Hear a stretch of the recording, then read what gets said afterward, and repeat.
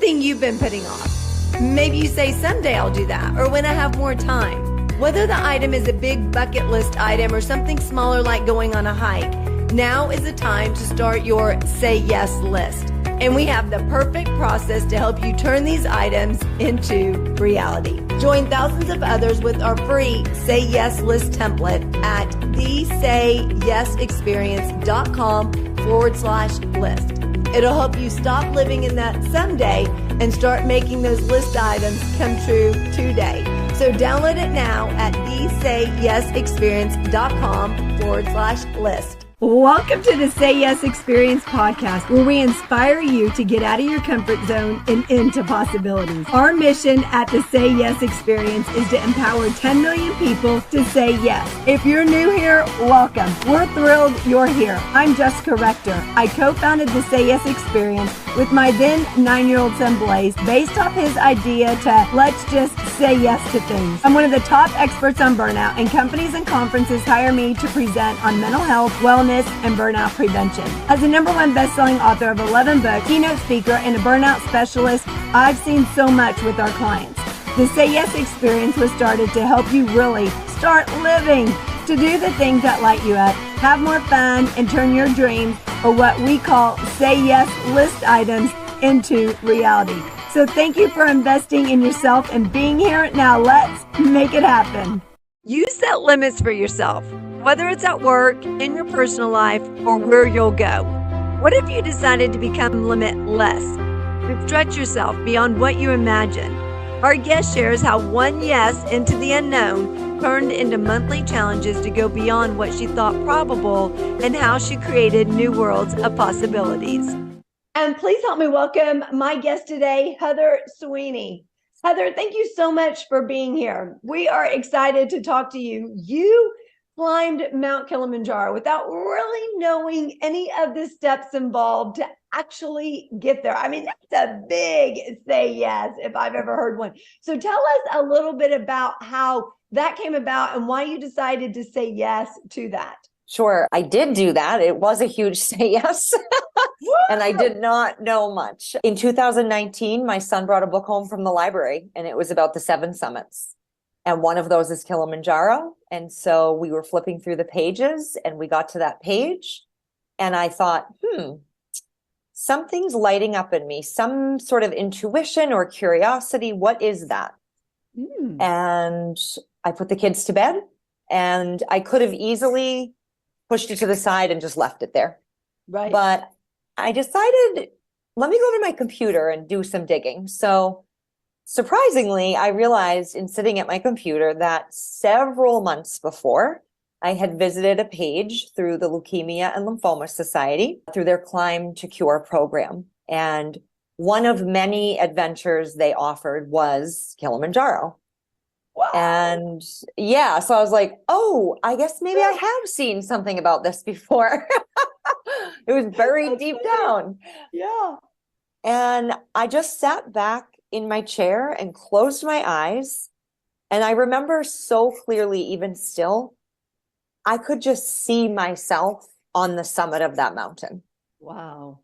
I didn't know anything. I didn't know where I was going in the world, as I realized a week later when a friend asked me about, well, where is that? I said, I will look into that. But yeah, it was just this pull in this moment of, you're meant to do this. This is a yes for sure. Yeah. And I sent an email and committed to it, and then realized how much I didn't know. That is so crazy. So what's really interesting is that you had visited something about it completely unrelated. So maybe, it was something in your subconscious that was pulling you into just doing it. So once you said yes to it and you said, okay, I'm going to do this, what did you then find out that you just didn't know about? And for those people who don't know where it's located, tell everybody where it's located. Yeah, for sure. That's the first thing I found out. Yeah. So I knew it was in Africa, but I really didn't think beyond that. And when my girlfriend asked me, so where is this mountain? I looked it up and I realized that it's in Tanzania. Yeah. So after that, I started thinking, okay, wow, this is a really big undertaking. I have climbed mountains, but At the time, the highest peak I had climbed was here in New Hampshire where I live, and that's Mount Washington. So just over 6,000 feet. Kilimanjaro is over 19,000 feet. So yeah. there was a learning curve around the gear that I would need to find and purchase and borrow. I needed to figure out training plans, not just physically, which is probably where listeners' minds go originally, right? But we learned in conversation that about 85% of this particular climb is mental. So there was a lot of mental preparation, mindset work, and visualization. So how do you prepare for those kind of things? So I remember I did volunteer work in Africa many years ago, and I was going to South Africa, Ghana, and Tanzania. And I solely wanted to go to Tanzania for Mount Kilimanjaro. Well, things happened in that trip. So I ended up going straight from South Africa back home after a few months because the nonprofit I was working with ended up being a big scam. So I didn't get the chance for Mount Kilimanjaro. So I'm going to have to go back and do it. So, but share with us, what was that preparation? So, you know, you look at it and you think, okay, that would just be cool to do or cool to see.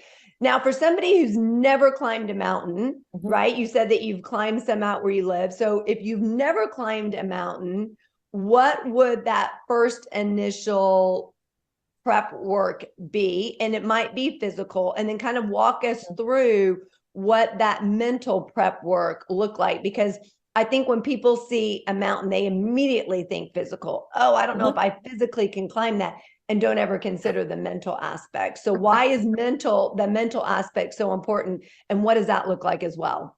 So that's so interesting how you just phrased that. People immediately think, oh, I couldn't do that. And they go to the physical, right? But the thought itself of I can't do that brings you right back to the mental game involved. So there's the shift of, I believe this is possible. I can, or I am capable of preparing and succeeding, right? So there's that shift that starts. But if, just like anything else, right? If you've never done something, it probably feels big and it might feel overwhelming, especially when you start looking into, oh, wow, there's all of these steps I need to take to really get to the finish, right? So I think first and foremost, I like to keep things simple and break them down. So if you're listening today and you're like, I've never climbed a mountain at all, Kilimanjaro is not in my playbook right now, but I would like to try a local smaller peak and get my feet wet. Awesome. Let's start with making sure we're just simply moving our body. We're getting our body in a place that's capable of walking, of taking a slow walk up a hill. Think about it in easier terms, right? Make sure gear-wise that you have good shoes or hiking boots that you're going to wear, because I can tell you years ago, I had a personal experience at Yosemite where my ankles were ripped to shreds and I had no way out. So it was a matter of, okay, let's work through this. I don't want anyone to be there. You know, making sure you have water to hydrate. There's just those simple steps you want to start with to set yourself up in a place where you're going to succeed. Just take it one step at a time, physically and also certainly mentally. One slow step at a time is literally how I got to the top of this mountain and back down. So again, whether it's a goal, whether it's a dream, whether it's a new skill you want to learn, keep it simple, break things down into small bite-sized steps, because you're really increasing, especially from a mindset perspective, the odds of succeeding.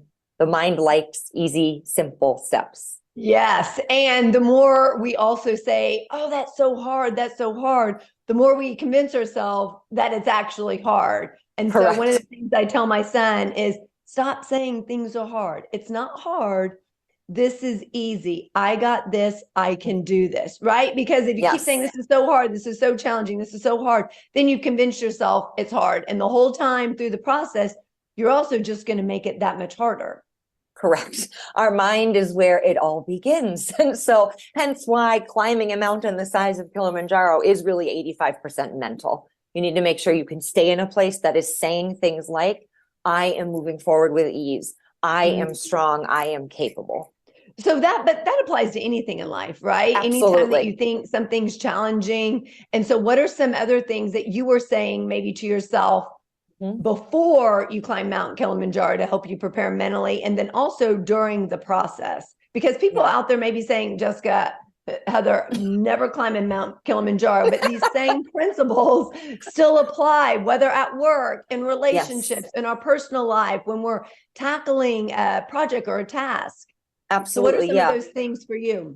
Yep. So for me, first off, I would say when I think about, I've said visualization a few times, right?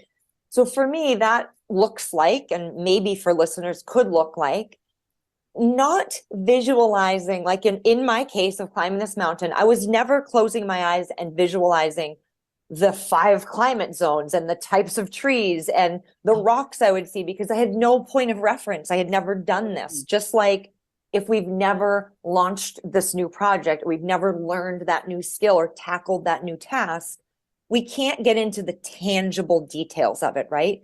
But what we can do, which was what I did here, was really get into the feeling of it. So for me, it was, I am so excited to be standing on the top of this mountain. Can you believe you are here right now? Getting that into my DNA and into my body to feel how good it would feel once we got to the top. Imagining or visualizing and feeling my body continuing to be strong and flexible. And also, I did do some work going to times of my life with other specifically physical feats that I have sort of tackled to lean into the sort of pain that can come with that, right? Oh, at the time I was having an issue with my right knee. So really just feeling there is discomfort that is moving into ease. More about the feelings, not the tangible details, because we don't have those often. And, you know, I think from my experience, super effective to lean into how it might feel. I was just going to ask, so how do you deal with challenges when you're in the middle of that big climb and challenges come up? Like, how do you deal with that? Because you don't want to go back down. You want to keep moving forward. So the biggest thing for me was, in my mind was set. I am not turning back to go down. I will share this, the night of our summit. So you summit this mountain overnight, the plan being you will arrive at sunrise. The night we summited, I made a rule. I will not look up, because then I have to see how much further I have to go. I'll see a headlamp of somebody that's further in front of me. But I will look back to see how far I came. Ooh, that's and to powerful. Remind myself, you've taken all those steps, take one more step. That's really, it broke down to one more step in that instance. And I think, again, we can apply that to day skills we're learning, obstacles we run up against. What is the best right next step that I can take? One step at a time, one decision at a time. You gave me goosebumps, because I think oftentimes we're looking ahead. We're saying, this is what I still have yet to accomplish. This is not where I thought I'd be in my life at this point, or doing what I wanted to be doing, or living where I thought I'd be living, or my relationship dynamic is not what I envisioned for myself. So we sit there and break it down by where we expected ourselves to be at this point, and forget to look back and say, but look at how far I've come. And we forget to champion and encourage ourselves and appreciate the journey in getting to where we are. 100%. Yes. It's so important. We do not do this enough as humans. We go to the negative. We are wired with negativity bias. It's easy to find the bad, the threat, the hardest thing, right? Where we didn't do our best. But what we need to do instead is flex the mental muscle to the positive and celebrate wins. I don't care how small they might feel to you in that moment, but giving yourself the credit to say, I did that. I made it here, despite X, Y, and Z. Here I am right now. I'm going to move forward and progress even further. And what's fascinating, Heather, it just made me think when you were saying that, like when we look at the end of the year and we go, okay, what did I accomplish this year, or what changed? What was something good that happened? Oftentimes we can't think of anything. We're like, I have no idea. Or maybe you can think of one thing, but you can't, there's not a lot of great things coming to your head. So one thing that's super powerful, if at the end of every day, you start writing down one great thing that happened, instead of asking someone, how was your day? What was something great that happened today? Or what was something really fantastic that you did today? Because then you also get them to think and start appreciating things. And it doesn't have to be really big things, right? It can sometimes just be small things. Hey, I got this one thing done. Sometimes as moms, we're like, oh my gosh, I didn't cook like this big, nice steak meal with a good veggie and a potato. And, and I'm like, hey, sometimes it's just a matter that my kids ate cereal for dinner, and guess what? They had a meal for dinner, I was going to say, everybody ate. Yeah. So sometimes it's just about looking at the things on a smaller level and start appreciating those things, instead of thinking everything's got to be big, everything's got to be grand. So at the end of the day, what was something really good that happened? So then when you look back at the week, you have 5 things, you have 7 things, depending if you do it for a work or just a work week, or even on the weekends, that you can really appreciate yourself, and then keep your eyes on what you've accomplished and what you've actually got done for that week and how far you've come just in a week. Do you want to start saying yes, but you just don't know where to start? And oftentimes when we don't know where to start, we just don't start. So we created an ebook just for you. We put together 101 ways to say yes. In this ebook, ideas big and small, things that only take a small amount of time, like 1 to 2 minutes. Whether you're saying yes to yourself, in your family, relationships, or pushing yourself lovingly outside of your comfort zone with adventures, it's all made to really help you become more of your rock star self. So you can get this ebook at thesayyesexperience.com/book, BOOK.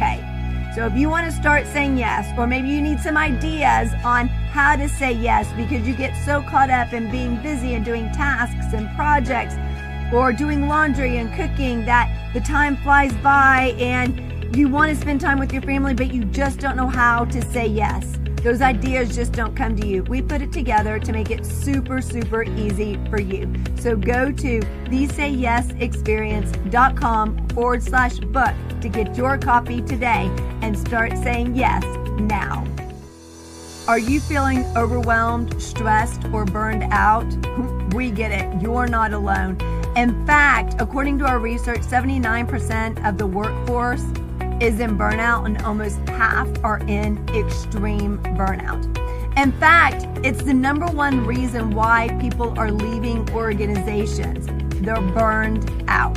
They're looking for something more. They're looking for something better. But it doesn't have to be that way. We have your solution. It's called Blaze Your Brain to Extinguish Burnout. 52 keys to prevent, break through, and eliminate burnout. You can find your copy at jessicarector.com/store. Now, this is a great tool that you can use with yourself, with your colleagues, within your organization. Everyone can get one, and you can go through one a week with them. And at the end, you can say, what was something that worked this week? What was a success you had? So you can champion and encourage each other. You can also ask what were the challenges and issues that came up, so you can mastermind and brainstorm around those to keep those from coming up in the future. So make sure you get your copy at jessicarector.com/store. All books are autographed with a personal message just for you. I could not agree with you more. So this is actually something I'll share. At our house, I have 2 kids. My daughter's about to be 9. My son just turned 10. And when they're with me at dinner time, it's usually at dinner. So let's say at a meal, right? Be flexible. We do what we call best and worst. And so we are allowed to name one worst part of our day, if there was any. And then we can do up to 5 best parts of our day. Ooh, I love that. And I will tell you, when we started this a couple of years ago, everybody wanted to go to the bad. Oh, I have one more. And I kept saying, you only get one. You only get one. What about something that was good? Anything in your day? It was more difficult in the beginning to Mhm. highlight 5 things in the day. We might have got 2 or 3. Now we're like, wait, but I have a bonus best. Wait, I want to tell you one more thing.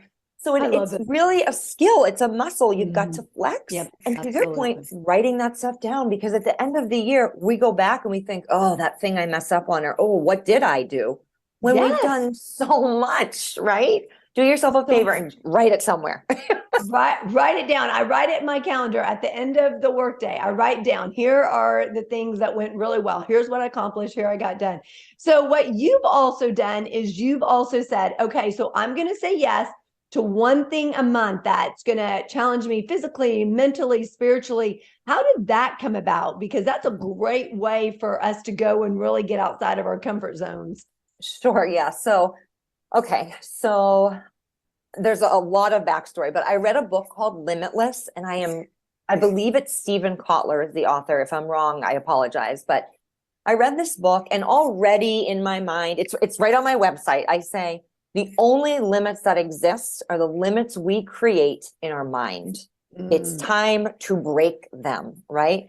And this does not have to be a huge breakthrough to some giant level we never could have imagined. It could just simply be the little push to just, could I maybe go beyond that boundary I've created in my mind for myself? If I can get my finger just a little further, that means yes. So now from there, could I go a little further? And we start to break these stories and these boundaries we have created. Yes. So in embracing that, because I like to walk the walk and talk the talk, right? If I'm going to guide people on these concepts and speak on them, I need to be doing them. I need to be experiencing the discomfort that comes with getting out of your comfort zone. So I said, you know what? For 2023, I'm going to take the approach 11 out of the 12 months, because I made the decision in January. I was a little behind. I said 11 out of 12 months, I'm going to do something that pushes me mentally, physically, or spiritually. And there's a variety of different things and different, some are harder than others in my mind. Some are simpler in my mind, but they're all going to expose me to something I have never experienced, or it's been a really long time since I have.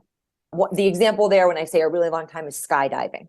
So I haven't done it in years. And there's this little bit of anxiety creeping up that I didn't have years ago. And I thought, well, I'm going to do it again and break past that boundary to remind myself, you're capable of this. Yes. Get uncomfortable, embrace that, and turn that energy into something positive and progressive for yourself. So what have you done so far this year?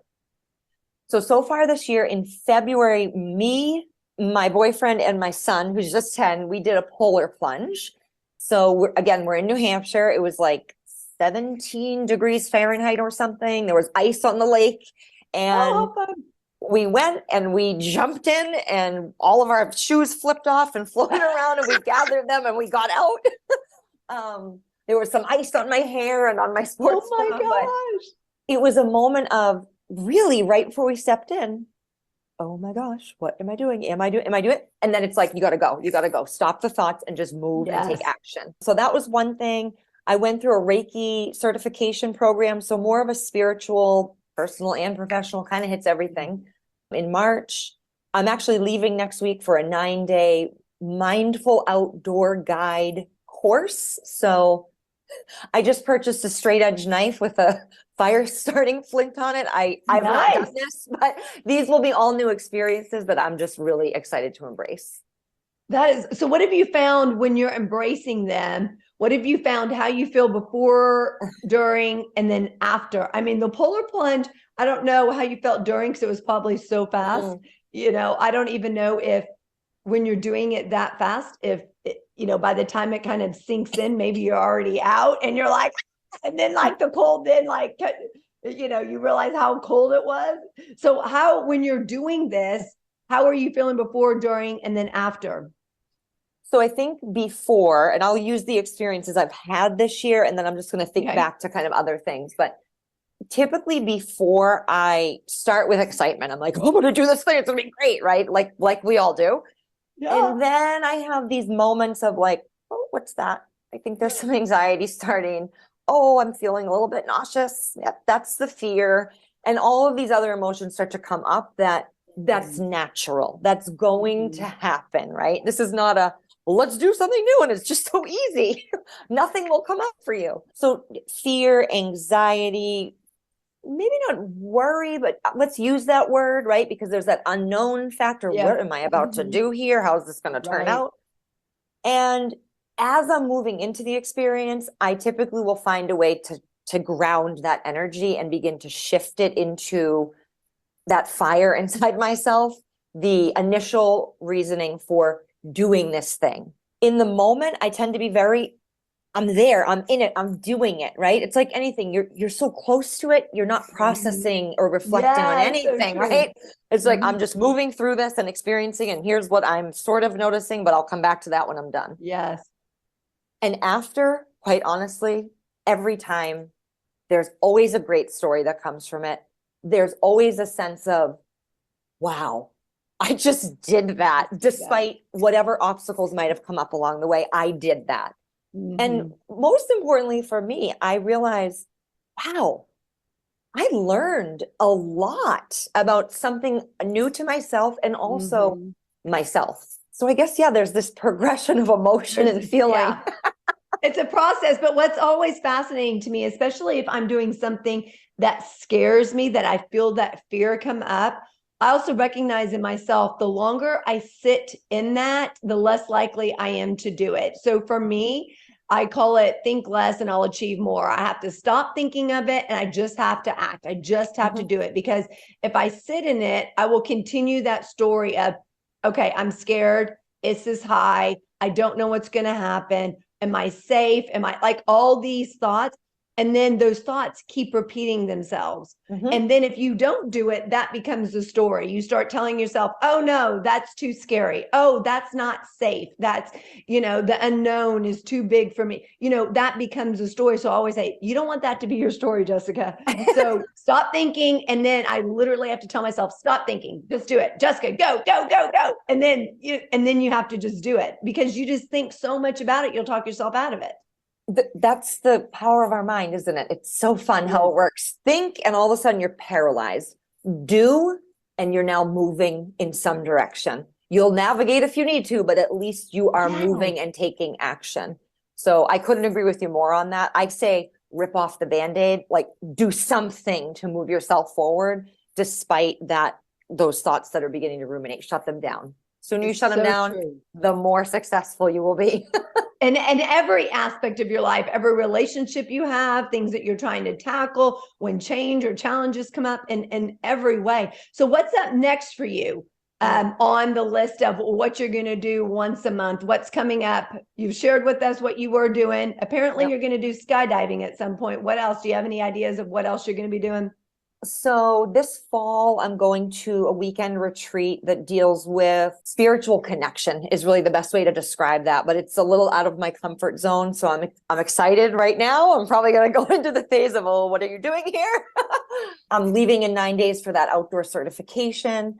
I also, if I bump out to winter months coming later this year in New England, I will look to do an ice climb through somebody I know that runs those in the White Mountains. So I haven't done anything like that. Definitely different equipment and gear, but right now I'm excited. That sounds super fascinating. Oh my gosh. That sounds super fun too. So what are you going to do next year? You said you were going to do this for this year. What happens to that, like, once a month to challenge yourself? What happens once the year's over with? I don't know yet. I would hope that doing all of these things intentionally and proactively this year, and just thinking about, again, in the short window I've had, how great these experiences have been, despite the discomfort, right? And despite navigating obstacles.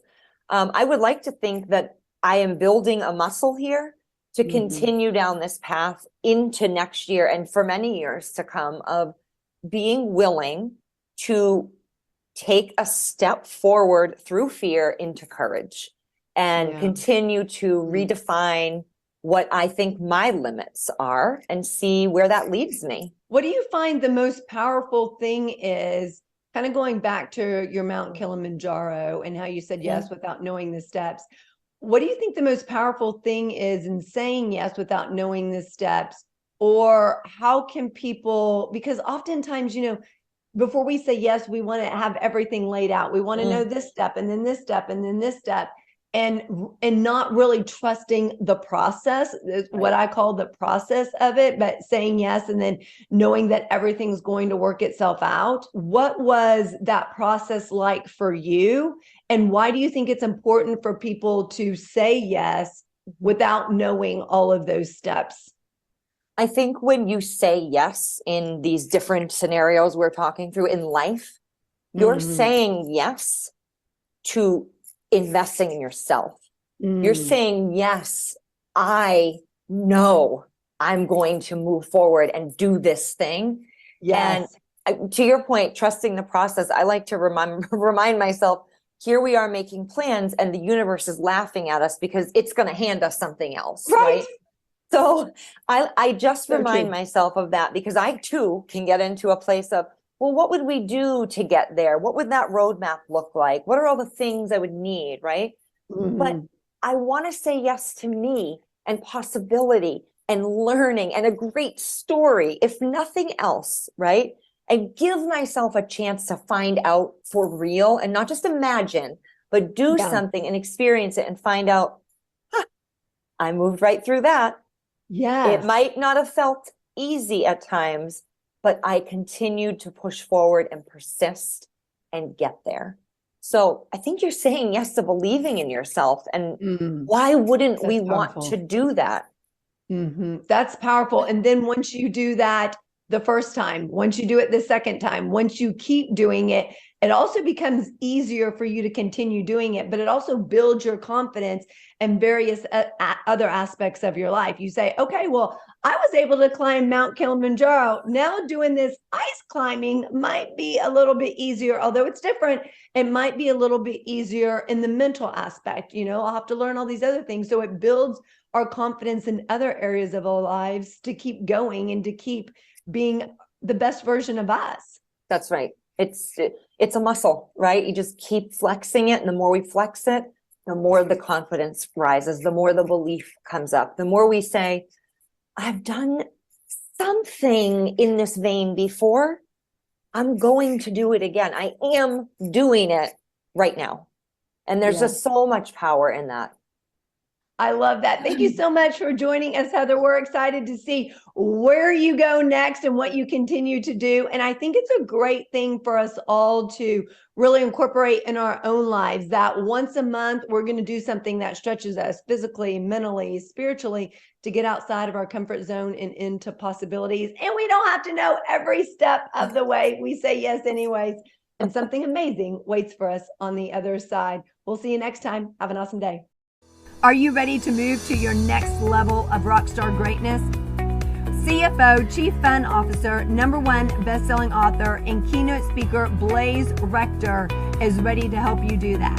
At just 10 years old, he's already written 2 #1 best-selling books.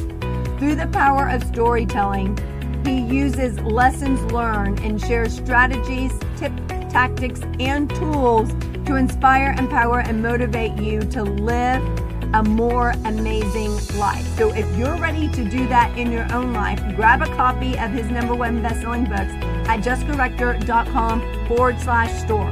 And when you order your copies, he will personally autograph them and write you a message on those books before shipping them out to you to really inspire and empower you in your life. These books are great for adults and kids alike. So if you're ready to move to your next level of rockstar greatness, make sure you grab your copy at jessicarector.com/store. Enjoy those amazing, empowering, transformational books. Did you know that the 2 biggest issues impacting the workforce are mental health and burnout? Well, we have your solution. The more that you feel burned out, the more it impacts your mental health. The more your mental health is impacted, the more it leads to burnout. So it's a vicious cycle that goes around and around, but it doesn't have to be that way. You can help them both if you're intentional and strategic with it. We have lots of resources for you at jessicarector.com/store. One that I want to highlight that really enhances your mental health is Tame Your Brain Game, 52 tips to turn negative thoughts into positive action. Now, research shows that 80% of your thoughts are negative. No matter how positive you feel, it's the pattern and the habit that you've developed over the course of years, over the course of decades. And that can often impact your life, how you show up, how you lead, how you communicate, how you engage, whether at work or at home. And then it also impacts a work environment. All you need is one NN or TT, negative Nancy or toxic Tim, to really impact that work environment. So if you are ready to enhance your mental health, get your copy of Tame Your Brain Game, 52 tips to turn negative thoughts into positive action today at jessicarector.com/store. All books are autographed with a personal message just for you. Thank you so much for being here. Check us out at thesayyesexperience.com. Our mission at the Say Yes Experience is to empower 10 million people to say yes. With your help in sharing our podcast, we can do that. Follow us on all social media at the Say Yes Experience and join our free community at facebook.com/groups/the Say Yes Experience. Thank you again to our guest. You can find all the contact information for our guest in the show notes. Thank you to our CFO, Chief Fun Officer, Blaze Rector, our business advisor, Lisa Bahurick, and to our team at Jessica Rector Enterprises. We look forward to connecting with you on the next episode. Have an amazing day and keep being a rock star.